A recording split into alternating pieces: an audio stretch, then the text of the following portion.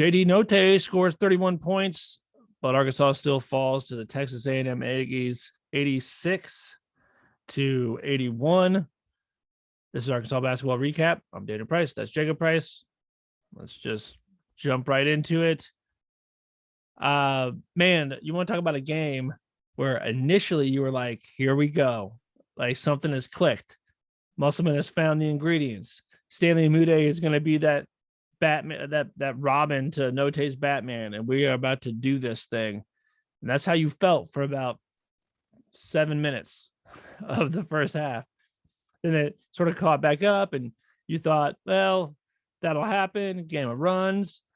But what has consistently happened, it seems, that this was not true of past Musselman teams. The first 5, 6, 7 minutes of the second half are horrific.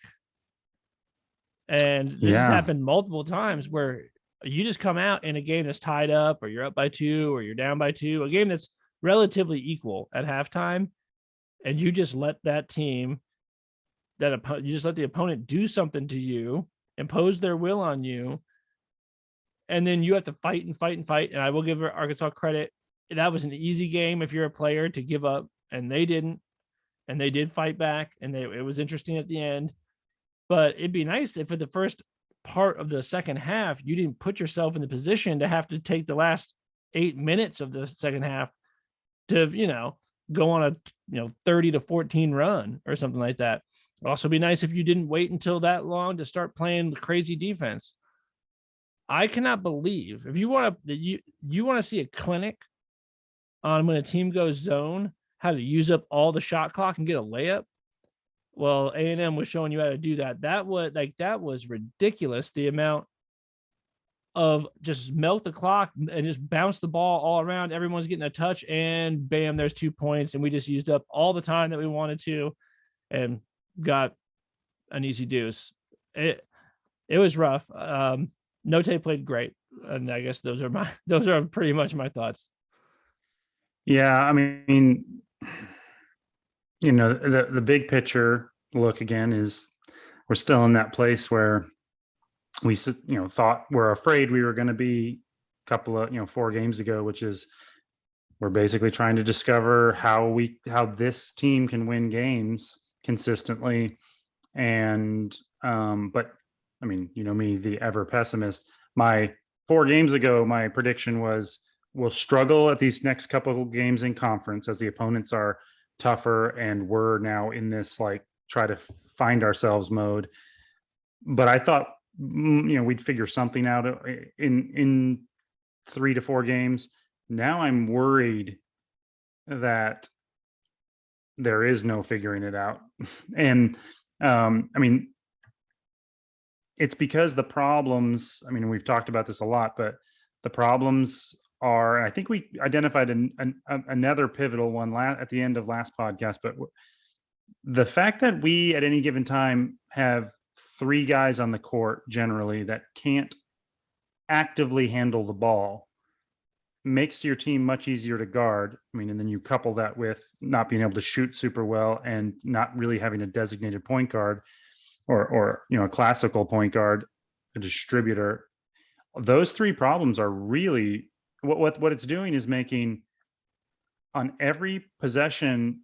I feel bad for those guys because we are significantly easier to guard than the other team is. So you're watching them. I feel like you can see it.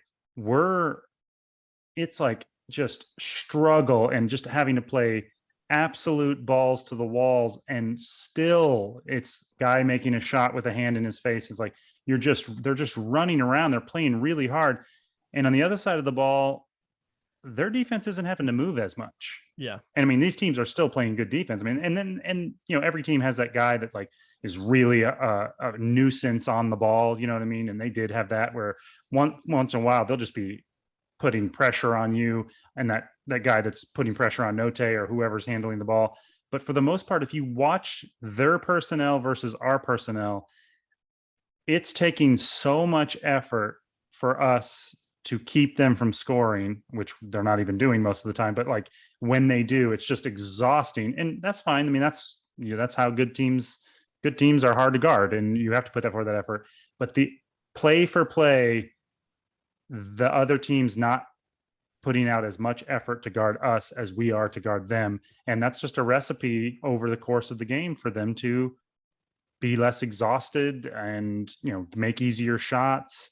And even that thing with like Notae at the beginning, playing so unbelievably, it was like a Mude in the last game, but it like you said, it felt more like, oh, we found something. But I really still think that was kind of fool's gold, because it only felt different because your point guard was doing it instead of your, power forward. Because Well, you felt that way because to start the game, Amude was like, looked like he was going to pick up right where he left off, and Notae was like complimenting that.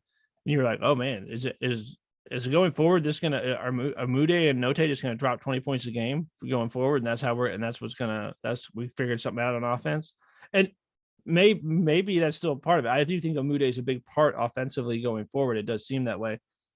I was shocked when he fouled out. I had no idea. I don't know if anyone knew that he was in foul trouble at that point, but that was what I mean. Like, you felt like, oh, good. Like the other, like, man, because Amude's been good in conference, and you felt like, oh, good. Like, it's going to be you know who that second guy is, because obviously option one is Notae.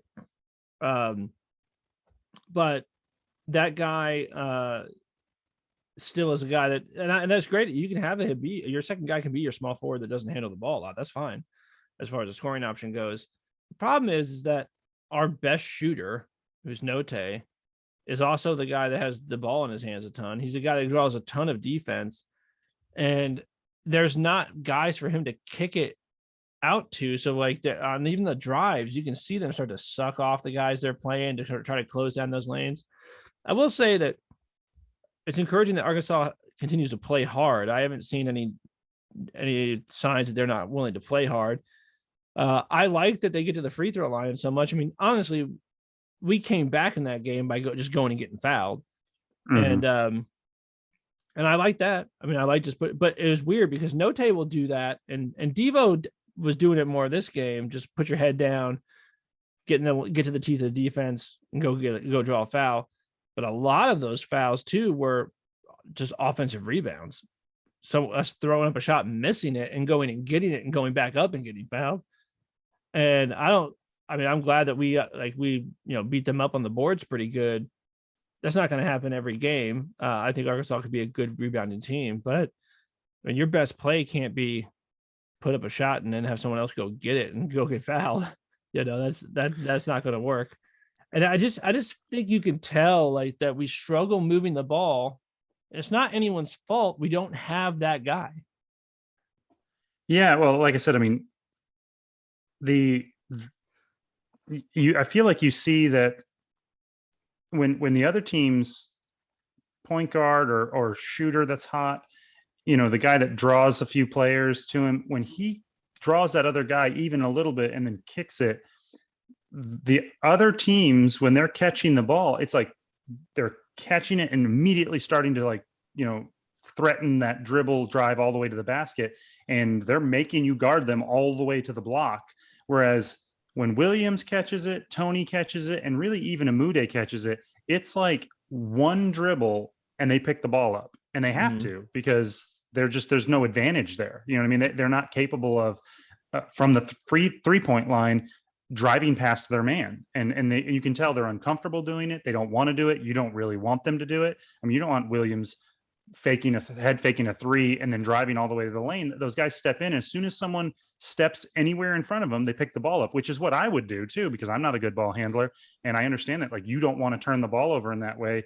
But that just, like I said, it makes your team offensively very clunky, because it turns out where it's Notae dribbling around, a double comes, he kicks it to Williams at the top of the 3-point line, and they're playing a step off of him. So he thinks about shooting it. And then if he head fakes it, the guy takes a step towards him. He does one dribble inside the 3-point line and then is like, and kicks it back. It's just very clunky. Like their defense is just waiting for us to do something, and they're getting to rest, basically. Not rest, but, and on the other side, it's like they pass the ball, it's dribble to the inside. If you cut that guy off, he's passing it to another guy who's dribbling. It's like our defense is having to be completely frantic, And then not to mention, any given time that you collapse, they can kick it out, and you're just freaking out trying to dive to the 3-point line.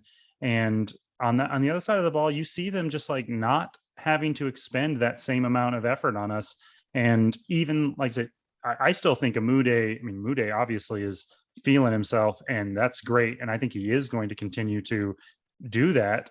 And Notae is going to probably continue to do what he's doing. But it's still, you'll win a few games doing this when you're another guy gets hot. If Likes was to get hot, I mean, I don't know how bad his injury is, but if somebody, Tony has a good game, maybe Devo will have a good game. You'll win a game where the other team shoots a little bit poorly, or your defense, you turn them over. You're not going to win enough games doing that. Yeah. You're not going to win enough games with the plan being Notae score 38 points or Mude score 28 points and turn around 17 footers. You know what I mean? Like, that's not going to win you the game. We've got to figure out a way to have other guys consistently scoring easy buckets. I mean, this all comes back to the guards. We don't have the guards. Like, JD Notae is great. Devo is a great defender, and I thought Devo. I think Devo's in a little bit of a slump, and he's I'm sure he's frustrated. I thought he played really hard, especially down the stretch. And I mean, he made 9 of 10 free throws down the stretch, and I thought that it's not an effort issue or anything with him. I think he just is having a hard time right now, and is probably is in a role that he either isn't suited for or hasn't developed the skills for yet, or is still trying to figure out. The post pieces that you have in Jalen Williams, Tony, Mude, who's more of that 3, but still like a forward type. Those are all great pieces that you don't want to not have those guys on the floor or anything like that, but you want to have them on the floor and be able to use them in ways that utilize what makes them great pieces, because you do want those guys on the floor. But to do that, Notae can't be the only guy that's a threat to go get his own shot, to get in the teeth of the defense, to make a 3. He can't be the only guy that's like, you have to, you're missing one. It really is, I think, it's as simple as you're missing a point guard who is a threat to shoot, is a threat to drive, and can distribute like crazy. That's what you're missing. And that frees Notae up. It lets Jalen Williams and like cut it and run the high post. It lets Audie's Tony not have to ever have the ball outside or anything like that, and just sort of run around and go get rebounds and cut to the basket and all that. And it lets Mude be a guy that is fine with being a mid-range kind of guy. You're just one guard short. You're a point guard short, and not just a distributor. You need a point. You would need another guy that could shoot the ball a little bit as well. I mean, I kind of agree. I think we're missing more than that, but I do think that's the pivotal piece. What I'm saying is I don't think our post players are the problem. Like, you don't want them on the floor. I just think we're unable to use them the way that we want because we don't have a point guard. You're trying to get like Jalen Williams to be like your point center or something like this. And it's great that he's a great passer. You want him to be a center who's a great passer, but you don't want him to be the passer. You want him to be the guy that a couple of times a game, you're like, man, what a great pass from their center, not playing point center. That's not what you want. Yeah. It's almost like a more prototypical team would be what you're saying, is have a point guard that is a threat to score, but can distribute. And then you have one more, even if he's not a threat to like get his own shot or dribble drive, but one more spot up 3-point shooter. I think that's what Jackson Robinson. That's what Jackson Robinson is. It just isn't happening particularly right now because, and he didn't play that much. It's weird that Musselman started the lineup that I had said, which I think that was the first time they might have started that lineup, where you had, we had Williams and Tony and Mude and Notae and Robinson. Did they start that last week, or who did Tony not start? No, Tony didn't start last week, huh? No, and they started that, and at first you're like, maybe that is it, but you still are really only dealing with one guy in that lineup. Then that's a threat to put the ball on the floor, right? Because that won't work. Jackson Robinson won't do it. Yeah, I mean, he's a spot up shooter, and that's great. But also, I mean, Jackson Robinson didn't play that much, and I think you saw that defensively, like, he's a lanky spot up shooter, but he's not quick. And you can't have Amude and Tony and Jack and Williams, and then another guy that can't guard quick guys on the perimeter, and then just Notae is the only one that can guard a penetrator or a dude that's good off the bounce. That's not going to work. Everything that comes down to, whether you're talking about defense or how the offense works, comes down to like you're missing you need Jalen. I mean, they talked about Jalen Tate a little bit, but you need Jalen Tate that that could shoot a little bit, but Jalen Tate could also get to the teeth of defense and stuff. You need that guy. You know, on offense you need him, on defense you need him. Yeah, or Jimmy Witt, or somebody else that can, when you pass him when the ball hits his hand, he can shoot it, put it on the floor, drive it. You know what I mean? Yeah, I mean it really, if Likes had the mind for passing, he could be that guy, because he's capable of breaking down the defense. It's just, and it's not, I'm not blaming him, because people think that like, oh, you just have to be more of a willing passer. A lot of times passing is a skill like shooting. It takes a particular kind of mind to be able to map the floor and know where everyone is, know where they're likely to be cutting. Yeah, it's not simply want to. No. It's not like just, I do think that like defense, like you can always put effort in. Effort is something that you can learn and do, but being able to be a great passer, and I mean, really be able to see what the defense is doing and have everybody else on your team know where they're going to be, where they're going to cut to, and then also the talent to be able to actually deliver the pass accurately, it's really a skill that's underestimated. How much natural it's like shooting. Like you have to have this mind almost born, and or be born with that talent. And Likes just isn't that guy. I mean, he's just a scorer, and so I do almost wonder if because we do have good athletes and these like kind of like a bunch of good power forward type guys in Williams, Amude, and Tony, I almost wonder if you don't try slowing the game down and figuring out some like practice all week long, some offense where you do have the big guys passing in really close, you know what I mean, where you're posting somebody up and then you have those guys cutting through the paint, and you're trying to get those guys to be involved and really just like basically beat teams up with big men and get Connor in there. Yeah, you're talking about some running some basic old school Princeton offense.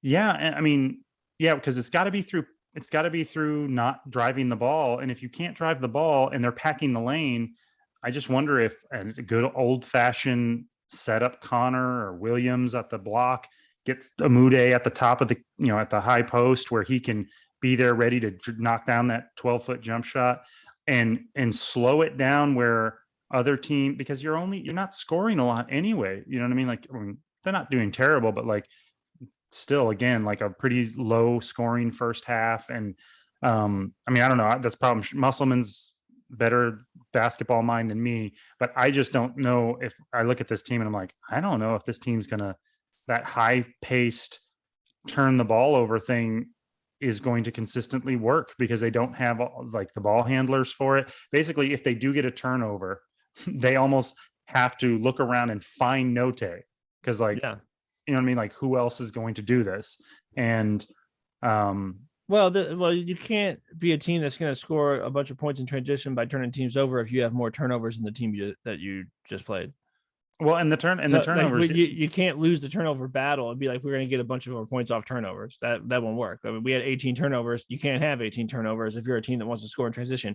You also can't be a team who, when you turn someone over, which Arkansas does turn people over, but when they did, we turned it right back over, or we like, that's, you don't want that. And so it is tough. You also can't let teams shoot. What did they shoot? They shot 56.4% from the floor.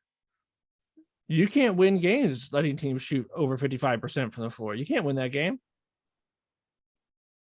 But I don't know what to do. Well, that's another thing. I mean, those type of players we're talking about, like the Jalen Tates, and I'm not trying to disparage, like I love Tony and Amude and Williams, but like they're fleet of foot for guys their size, but you still don't want Tony trying to guard somebody who's a quick shooting guard Yeah. or something like that. Yeah. And that happens occasionally where they get on them on screens and stuff. And I do, like I said, I feel bad for them because they're putting in the effort, and I'm looking at him and I'm like, I mean, it's just Tony can't go keep that guy from going to the hole without fouling him. And I mean, I don't know what you're supposed to do. With those guys scored inside and out. Yeah. You know what I mean? And like I said, our effort, it's not because our effort's not there. So that feels like an intractable problem. I mean, that's unlikely to get a whole lot better. And then the turnovers are indicative of the same problem. Yeah, you got to fix the turnovers. So you got to teach guys to protect the ball. I mean, it's got to be priority number one. That's what I'm saying about the slowing the game down. And I'm not saying, like I said, I'm sure Musselman's a better, I mean, he knows what he's doing, but a lot of those turnovers did come from guys that you don't want handling the ball, like Williams and Tony, like trying to make plays on fast break things, or even if it's not like quasi fast breaks where they'd have the ball and they'd be trying to figure out, should I drive this? Should I pass it down low? You think maybe you got the numbers and then you force something? Well, just, I mean, I'm this guy because I'm not a good ball handler and I'm not a great passer. And if I catch the ball and it's like, oh, I've got an advantage on a fast break, you don't want me trying to make a pocket pass to a cutting Devo or something like that. It's people get their hands on it. I mean, all the time you see when those guys are moving towards the basket, it's not that they turn the ball over, just like hand it to the other team, but it gets tipped. Hand gets on it, they fumble it, somebody dives on it, and it just turns into a scrum. And that happens a lot when those guys can't handle the ball. I mean, I think that is that. I mean, that's why I wonder if, like, I mean, I'm just looking for I don't know what else to do with these. Like, there's nothing that I see where you look at that game and go, well, it's obvious that you missed all your free throws, or they shot 70% from the 3-point line, or there's not something where it's like, oh, well, that's something that won't happen again and what's easy to fix. The things that happen tonight or this afternoon are gonna happen every game, which is teams are hard to guard and you don't have great ball handlers or shooters. So what can you do about that? Like, the only thing I can think is to try maybe slowing the game down and trying to maybe use your weakness as your strength and put Connor in there, put more big guys in there and try to beat them up in a ugly, low scoring, just bad to watch dogfight down low or something like that. Well, I think that you saw that, like, when they crank up the defensive intensity, like, some of that does work. I mean, like the last, 6 minutes of that game, that defensive intensity was pretty cranked up. That's hard to do. And you actually can't do that all game long if you're going to play a fast-paced game. You can't do it. Notae is going to like blow a knee out. I mean, that guy is playing so hard on defense and then also on offense. I mean, he's going to injure himself if you keep trying to make him do that. He played 38 minutes. Today. So, but what you might be able to do is, if you realize that, like, we can't play super fast on offense because we don't have the passers and the ball handlers, you'll be able to slow it down on offense. So you limit the possessions in the game, you bring the possessions down, and then you can focus in on defense and say, okay, there's gonna be less possessions in the game. We're gonna try to slow it down a little bit so that we can crank up the defensive intensity. Because what you can do is, you can't play frantic, crazy defense if the whole game is just running, if you don't have the personnel for it. But you might be able to slow it down on offense and give yourself the fewer possessions so that you can do that on defense, where you can just say every defensive possession we're going to take it super personally and we're just going to play crazy on defense. Maybe you can do that. I don't think that the one thing about this team that and the roster that they have is your best player which is JD Notae. You can't ask any more from him than you're getting. Like, he's doing everything that he can do. Mm-hmm. Like, what else can he possibly do? I mean, You got to get more out of Devo, really. I mean, with the exception of that one game where he scored a lot, I mean, Devo's been worse this year than he was last year. yeah. And I No, even well, and I mean, last year he looked great. Last year you thought like, okay, imagine how he's going to look next year. Like, I mean, I did. I thought Devo was preseason all SEC second team or something like that. I mean, everybody in the country thought that, Devo was going to be something. And I by the way, did. I couldn't wait to watch him. he still could be. Yeah, but it's something's different about him, though. I mean, I don't know what it is. Like I said, yeah, he could turn it around, but it's been a long sample size at this point, and it doesn't appear that he's improved. Well, I think And what it is that Devo was great in the role that he had. In the role that he had, he wasn't the point guard. That was Tate. He wasn't a primary offensive option at all. You had Notae and Moody and Justin Smith, and you weren't looking Devo. You weren't depending on the thing is that you had Devo out there, and you knew that he was going to play great defense. He was a good rebounding guard, and then he would just like score in these little spurts. Like, we'd be like, oh, nice shot by Devo, or he'd get all these hustle points and stuff. And he was great in that role, and I think that role really suited him. I don't know that he is the guy you want to have put offensive pressure on, because I don't know that that's him. I think what you want is him to be an off guard that can lock up the other team's, best player, or especially, or one of their best players, one of their guards. He can guard a ton of different guys. And on offense, he's the guy he gets rebounds and he gets to open spots because people aren't paying attention to him. And, he's smart like that. But I don't know that he can be a focus of the offense as like a primary guy. And even if that role is just primary guy with the ball, even if he's not looking to score, I don't think that's who he is. I think he's much better suited in a very important role playing position where you're like, yeah, he's a great defender. He's the best rebound. He's a great rebounding guard. And he gets that sneaky 8 points a game. yeah, not to completely crap on him. I'm not trying to, like I said, I want him to be better, but everything that you just said might be true. Doesn't change the fact that even in the role that you're describing, like in a game like tonight, where, obviously Notae and Amude were the two main focus of the scorers, and then Likes is the other. Cat's right here, but Likes is the other guy coming off the bench to try to be a scorer. I mean, it didn't really work tonight, but he's not being asked to be a main scorer.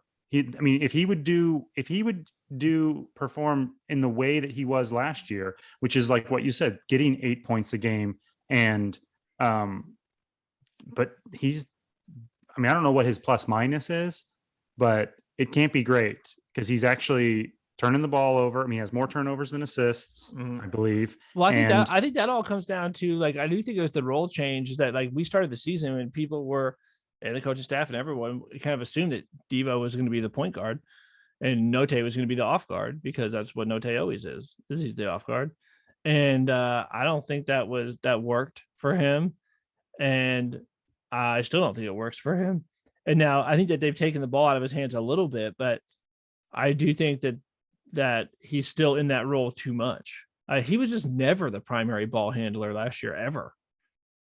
Yeah. I don't know. What do you think? I mean, I don't want to be like this, prisoner of the moment. The sky is falling, but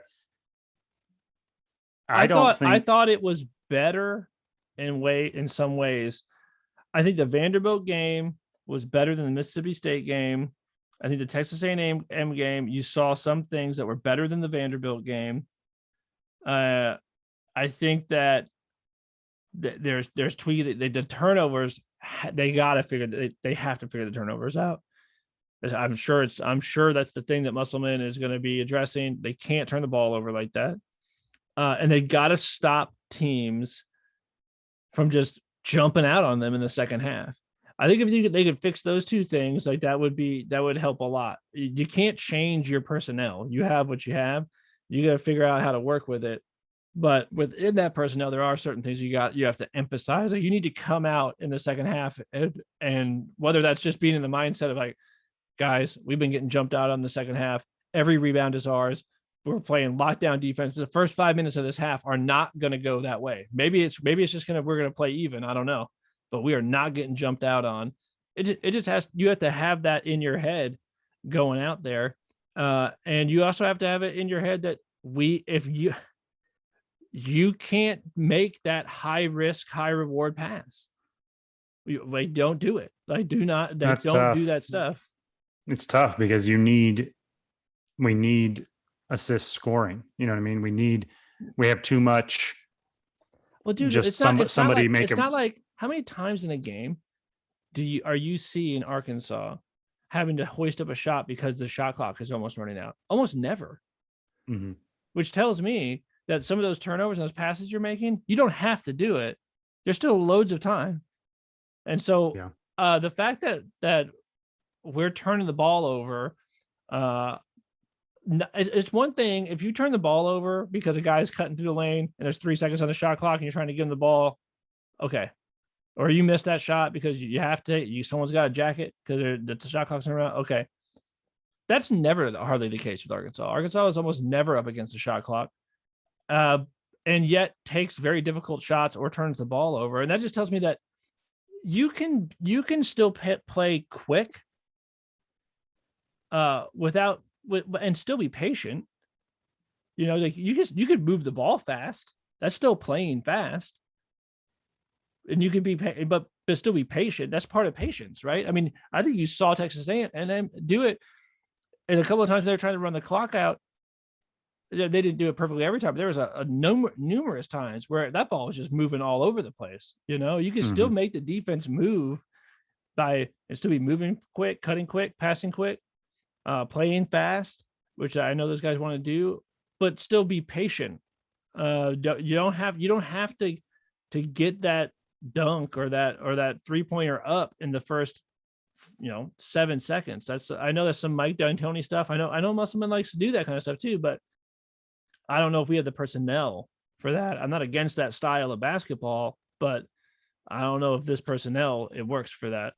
I might be wrong, but I think if I had to get, I think Musselman doesn't like his chances for all the things we've just described about those personnel, not being able to really dribble drive, except for, 2 guys, sometimes just 1 guy. I don't think he likes his chances in the half court set. I mean, obviously, right, you are a lot, but I think he wants to score in transition and kind of quickly to catch the defense off guard, because when the defense gets set and they can do what they've been coached to do, that's when you see them play a step off, pack the lane, and our offense gets really clunky. So I don't know. It's a conundrum for sure. I mean, like it is tough to figure out. Sometimes the only way out is down, deeper into the abyss. And I'm wondering if, because that is the case, that like you're not good in a half court set, if maybe the thing to do, this freaking cat is driving me crazy, is to lean into it. Try doing the full half court set where you are not you're planning to shoot the ball in the last 5 seconds, and like I said, you've got Connor on the block, Amude at the top, and just try to work an old-fashioned 1950s. It could be 2022 Princeton offense. Teams run it all the time. Well, and why do you think? Because I'm wondering if the reason he went zone, to me, that also shows that the same thing that we've been talking about, where our defensive players, like Amude, I mean, Amude's got a great body and great tools for a certain thing, but it's not to guard somebody who's quick moving to the basket. Well, you saw when they're in zone, and like probably the biggest shot of the game was when they hit a 3, when we had it down to 2, and you could there was a screen set. They tried to recover. They were too far off. that's just guys not being there. You got, Kamari Johnson got caught in a screen and he's not quick enough to get back out there. It's not because he doesn't want to get back out there. It's none of that. It's he got screened. The guy went around the screen. He's not fast. Like, I got to, what are you going to do? Well, I mean, but even that, like, that's not exactly what I'm talking about. I'm saying, do you think that Musselman went zone because he sees that in man on man, he does probably. the guys that he wants to have out there, Tony, Amude, Williams, they're not capable of consistently keeping those dribble drivers from either scoring or getting us in foul trouble. Because that's what happened with the Vanderbilt game too, is they didn't score as much, but we fouled the crap out of them, and we were in the bonus in the last 8 minutes. I think that's probably right. I think it was, I don't know how much zone they practiced, if any. As you know, that the backside of that zone got to stay home a little bit more, because when we did go zone, they moved that thing around and they have some stuff right underneath, which is exactly what you're not supposed to be able to do against a zone like that. And so, well, yeah, well, listening to the way that A&M has been shooting it, it's very counterintuitive to go zone, for us to go zone. I mean, so that's why I don't feel like he went zone. I mean, maybe he'll say in his press conference or something, but I don't feel like he went zone because he thought this will be a way to keep them from shooting. Well, sometimes you go. It seemed like the exact opposite. It seemed like we can't keep them from making layups or us getting them fouls. So maybe zone would be a way to keep our guys out of foul trouble. And sometimes you go zone to try to turn teams over. Sometimes you go man to try to turn teams over, just depending on what's going on. But zone, you are able to play a little more passing lanes. You're able to jump routes, as it were. You got a bunch of guys playing free safety kind of thing, and they're trying to get their hands on passes as the ball moves up top. Sometimes against some teams that works, depending on what the team is like. Other teams, you decide you're going to go lock down full court man to man and try to speed them up and make them frantic and try to make ill-advised passes. He might, at that point, he might just be trying something, like, can we turn, we obviously, they're stalling the ball and they're chewing us apart on the man. So maybe we go zone and try to keep some guys home. I think it's a fine thing to try, at that point, you're just seeing if stuff works. It is weird that, like you said, I mean, it stands out that one thing that we always said that we loved about Musselman, I mean, it was like one of the defining things that we talked about was last year when we'd be struggling and team would be scoring on us, or we looked off kilter in the first half. He fixed that, and usually in the second half, it was like a totally different game, different plan. He'd identify an issue, and then we'd come out. It's been the opposite this year. It's like, I mean, not that we've been playing okay in the first half. Generally, all the games have been really close at halftime, either tied or a 2-point game or a 3-point game. And then the first 10 minutes of the second half are a nightmare. I mean, they've been just a disaster. It's been turnovers and we can't score and we get all out of sorts. And then that, like I said, because they play so hard, they're managed to pull every game into a close game. But that's kind of curious that they're so bad in the second half, whereas that was a distinguishable thing that we identified as a good thing from Musselman's teams from last year, which is, I wonder what that's about. Maybe it was just a coincidence last year, but it could be the lack of a point guard to implement the thing that he is changing at halftime. Sometimes it's that simple.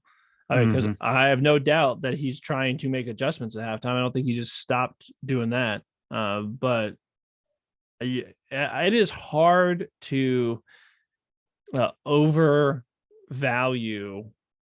a really good point guard. It is the most important position on the floor.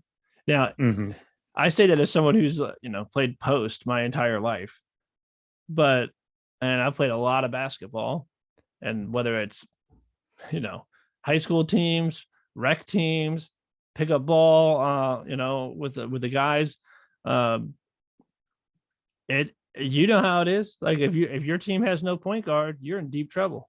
Why Oh yeah, did every time I look around and we go, oh, I got this guy, this guy, I'm like, uh-oh, I've got all guys that need help to score, good players, but like nobody here that scores on their own or passes the ball.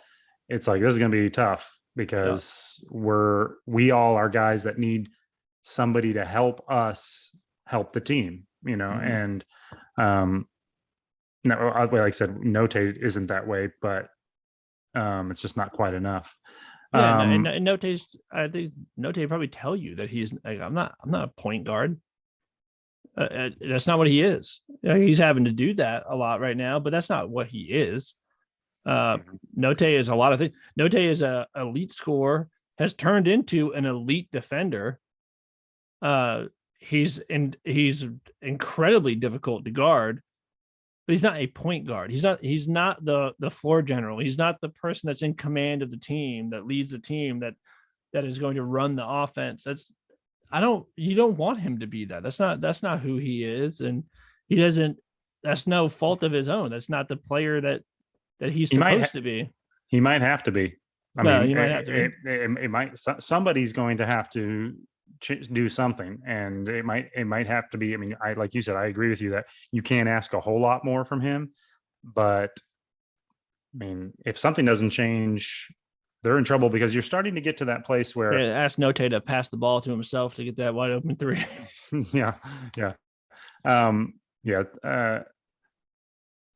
yeah. I don't know. I mean, you're starting to get to that place though, where I don't know what the statistics are, but I have a feeling we're going to start hearing this thing where it's like, no team that has started 0-4 in conference has made the tournament, or Yeah. only, 3 teams in the last 40 years have started 0-4, and so like I think you're starting to get to They were that all and they danger were zone. and they were all named Kentucky.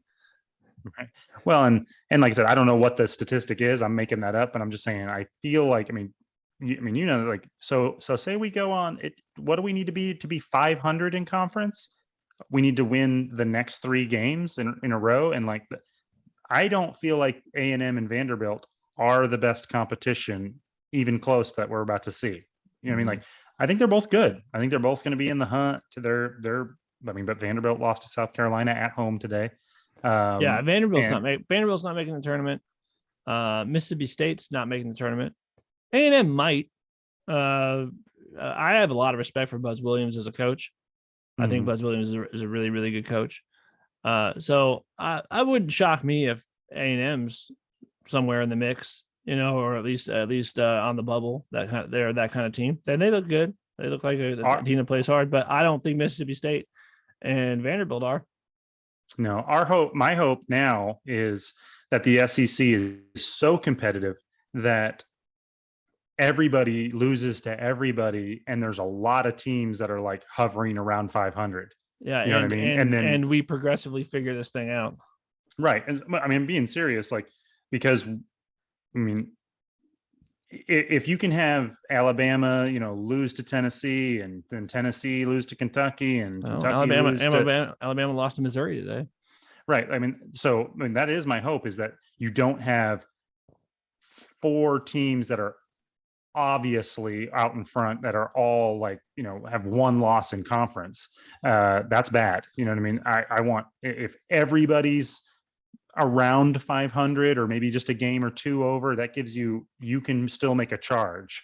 But I don't know, something's got to change in a hurry, because I mean, it is what I think we said it, not to toot our own horn, but like I said, like, in these games going into the conference, I think they're going to be really close games, and it's going to kind of be a coin flip, but it's one of those places where you could lose all of them, or you could win all of them, or you Yeah, could I guess be I guess 50%. yeah, I guess on the bright side, they don't have to change it. There's not a ton of things that would have to change for them to be 2-1 in conference right now.